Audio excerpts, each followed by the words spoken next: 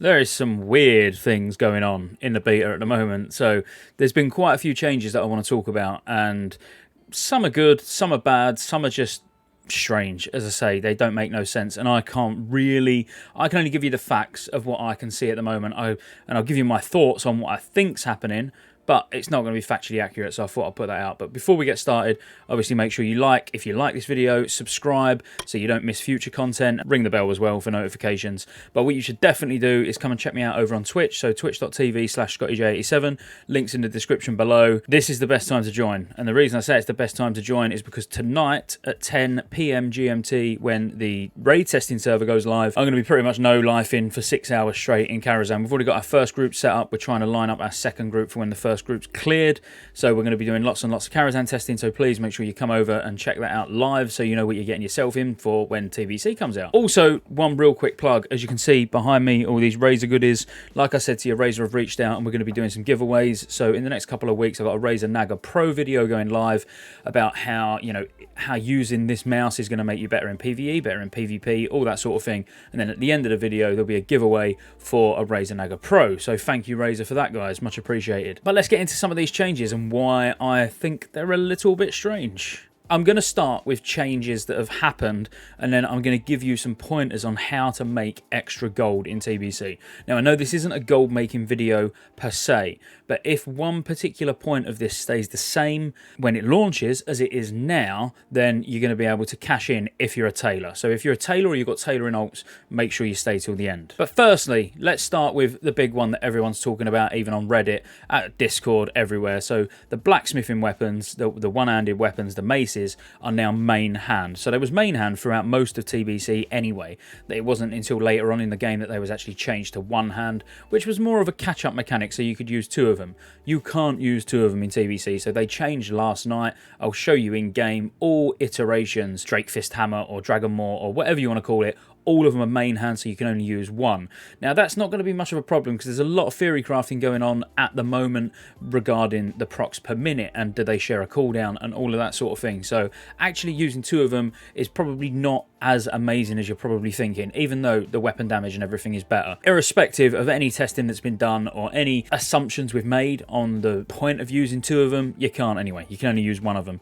I suspect later phases, maybe phase 4 or something like that, they'll probably become one hand again and you might be able to use two of them. But at the start you won't, so whether that changes your mind on whether you're going blacksmithing or not, I'll leave that to you. Now, a couple of other ones all revolving around Jewelcrafting. Now, one bit makes sense. So I've been to the consortium vendor both in Nagrand and in Neverstorm, and the Relentless Earthstorm diamond, which is the agility and crit damage meta gem, has gone. It's been there all the way up until last night, but it's now gone, which makes sense because that wasn't in what we'll call phase 1 anyway. So it does make sense that that's gone.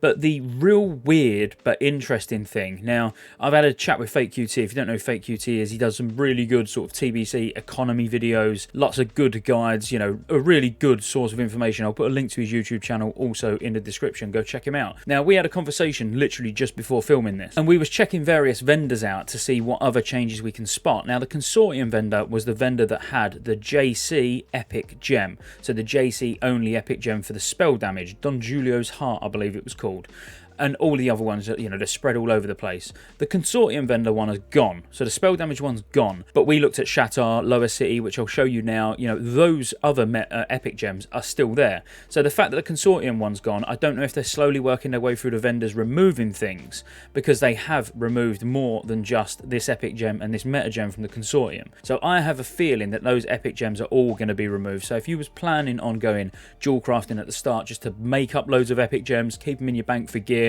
and then drop it, that may have also just changed your mind, because whilst they're not all been removed yet, the fact that one of them's gone, I think they're probably all going to go, or they've accidentally removed that and they're going to put it back in, one or the other. My guess is that they're going to be taken out, and the reason for that is because it wasn't added until 2.2, so it wasn't added until after tier 6. So odds are it's probably going to go. So whilst we're on professions, other things, no, engineering goggles. Get asked this a lot. Engineering goggles are still not in the game.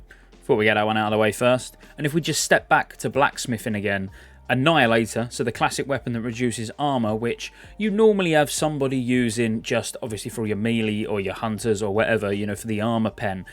that's also now main hand. So you can't use two of them. You can't put one in the offhand and keep a big juicy, you know, crafted blacksmithing weapon in your main hand and use Annihilator in your offhand. You'd be forced to have Annihilator in your main hand, which probably does reduce its value, but my gut feeling is not enough to not warrant using it in your raid. Another big one with stuff that's been removed from vendors, you've probably read about this already, but Primal Nethers, they were 10 badges of justice on the vendor in Shattrath. They've now gone. So the only way you can get Primal Nethers is from heroics or a small chance from level 70 dungeons from the last boss. Now, what does this mean? Because it doesn't sound like a massive change, but it is really gonna slow the progression down of everybody getting these crafted weapons and pieces that require Primal Nethers, obviously, because if you could just spend 10 badges, you're guaranteed one a day. You know, if you, or maybe two, you know, you was guaranteed multiple Nethers a day, not even including the actual drops from the heroics or the last bosses in the dungeons. I see this as quite a good thing, just to slow that progression down a little bit, because I feel that's what we need. We don't want to rush through all of this, have everyone full bis in week 2 or end of week 1, you know, whatever. It depends how quick you go, obviously. But this is a good change, in my opinion. So no, you can't get Primal Nethers from the vendor anymore. You druids keep asking. I keep, unfortunately, letting you down. Epic Flight Form still not in the game, still not testable. I would have expected it to be in the beta for us at least to test, to see if it does work properly, you know, test the quest chain and everything, but it's still not been added yet. So my guess, again, is that no, it's not going to be available when the game goes live, but I am hoping to see it on the beta at some point, just to make sure that the actual quest line is not broken, because that would be even worse, you know, the fact that they'll introduce it in phase 2 and then we still can't get it for a couple of weeks while it gets fixed or something like that. You know, I'm not saying it is broken, but there's a possibility. So it's something that I'd still like to test. So Blizzard, if any of you watch this, get it in the game so we can make sure that it works. Now, another big one. A lot of these things, the reason I'm picking these points specifically is because I've made videos on them in the past. So, for example, if you haven't seen the Prop Paladin guide that myself and Dr. Cal done, where I was basically interviewing him and he was telling us how to play a Prop Paladin and the best ways to boost, you know, little niche items you need. So if you plan on being a Prop Paladin in TBC, please check that video out. Again, I'll put a link in the description. You won't regret watching that because there's a lot of information in it. We talked about solo farming strat and solo farming, you know, above Black Temple and all those mobs that you can pull. So because it's on a different client, the despawn timer of corpses is still 2 minutes, which is bad because it could take you 5, 8, 10 minutes, whatever, if you're pulling all those and to kill them all. So this could be a little bit of a downer on Prop Paladins unless that changes. Again, gut feeling says it will change and they will up the despawn timer, but at the moment you've basically got 2 minutes from killing the first mob to killing the last mob to start looting, which, you know, you can see, you know how slow but safely a Prop Paladin kills.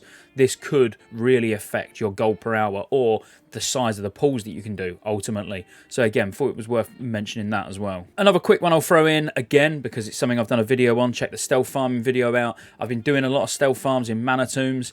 Orkenden I even attempted, but Orkenden, when the boss you get to where it's got an aura that reduces casting speed, that's actually taking you out of stealth. I wouldn't recommend stealth farming Orkenden unless that changes. I don't recall this being a thing. Obviously, it does make sense, you know, because you can be demo rawed and etc. You know, an effect doesn't actually have to do damage to take you out of stealth. So it's probably right, but that does actually remove Orkenden, in my opinion, from the table as a stealth farming location. So you will probably just stick at Mana Tombs. But the reason I'm talking about this is because a lot of you asked in the comments, can you go around and do all of them? So Mana Tombs, Sefek Halls, Orkenden, Shadow Labs, then do a reset and it counts as one, much like Scarlet Monastery. No, you can't. They're all on individual lockouts. So you're best off just doing Mana Tombs 5 times in a row. Another one people keep asking is about the old, I'm not talking about Primal Mooncloth now, I'm talking just about Mooncloth. So we'll tie Arcanite bars in there as well. So Mooncloth and Arcanite bars do not have a cooldown anymore. So you can just pump those out in TBC. If there's anything particular you wanted to do with those, maybe you was going to use Mooncloth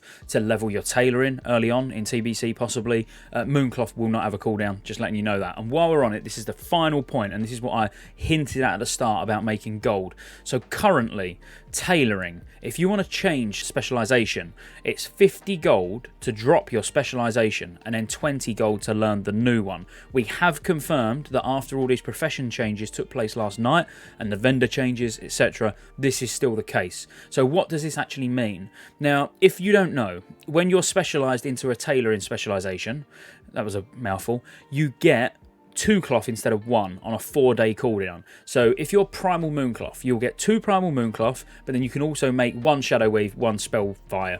You know, so you can get 4 cloths, 2 of your chosen specialization and 1 each of the others.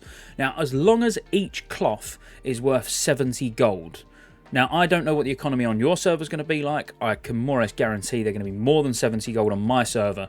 That means it's going to be worth every 4 days swapping through all your specializations to craft the cloth. This could be something that gets changed, but I'm putting it out there that this is how it stands at the moment. So you can make your 2 Primal Mooncloth, you can then go back, reset your specialization for 70 gold total to learn your new one as well, and then go and make those 2 Spellfires, then go back, do it again, then make the 2 Shadow Weaves. So this means you're going to get 6 cloth every 4 days. Now you can sell the 4 of the ones that you don't want to buy 4 of the ones you do want. So technically in 4 days you can get 6 of your chosen cloth just with 1 tailor. You times that by the guys that have got 5, 6 tailoring alts. You know, it's going to be very, very quick for the tailoring sets to actually be made, and it probably will depreciate quite quickly the actual cost of each of these cloths as well, so they could quite quickly drop under 70 gold where it's not worth doing anymore, or you're only doing it for yourself where you don't mind losing some gold to be able to get cloths quicker. But again, that's a cheeky little tip that you might like, you might use. I thought I'd just throw it in there. And again, thanks Fake QT for testing it out for me today. He has a video on this as well actually, but we brought it up in a podcast and had a big discussion about it recently. So again, just thought I'd chuck that in, that the cloth, you could probably rattle some of these out pretty quickly. Now look, that's about where I want to leave it. Just wanted to give you a quick update on all the different things that have changed, what I've found, what my thoughts on them are, and then let you go and enjoy your day while I rest up and get ready for some hardcore Karazhan testing tonight. So again guys, if you haven't already, click that subscribe button. It's only going to help, and obviously you won't miss any future content. So until next time, peace out.